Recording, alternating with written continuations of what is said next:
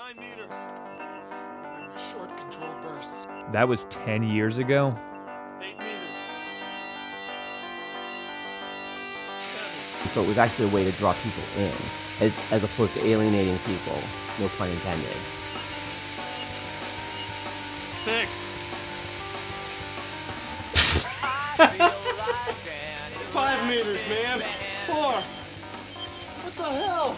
In the summer of 2006, the musical group formerly known as Studio K did what any normal band would do as they were evolving. They recorded a live EP with Chris Short, renamed the band Hadley's Hope to pay homage to James Cameron's classic Aliens, and held a funeral to put the name Studio K to rest. I only need to know one thing.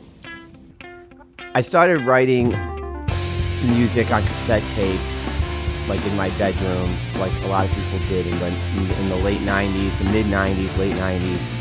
So in the year 2000, I started writing and recording song after song after song after song, as much as I could, and that eventually became basis for my solo album, my one and only solo album called Soundwaves, which was released in December of 2002. We were, basically playing shows as much as we could.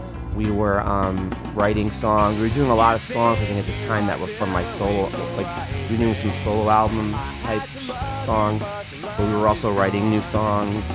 So our focus and our sound started to actually develop beyond the Studio K music.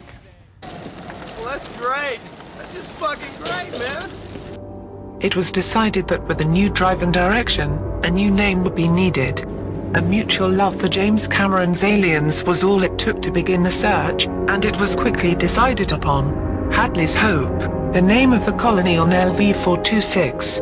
With a new name and plans for a proper release, the band had everything they needed. Mostly. So one of the first shows I played at AKA Lounge, we met Chris Short, and he said, let's make music together. Definitely the pressure was on, but I knew we could do it. And we recorded the whole album one day, pretty much couple tracks, couple takes, and then it was stamp, done. And then there was a funeral. Inspired by Rick Rubin's mock funeral held for his American recordings in 1993, the band held the album release at the former Peackcock Room venue in downtown Orlando, and after a funeral show which involved mourning pamphlets, a crowd showing up in black finery, and around 50 pounds of dead flowers from Publix, their first record as Hadley's Hope was in people's hands, and available to everyone through the World Wide Web. Even the band wore funeral clothes. I remember I wore a black bandana and some sunglasses on stage. That was interesting. Right, so we played the show. We had the CDs.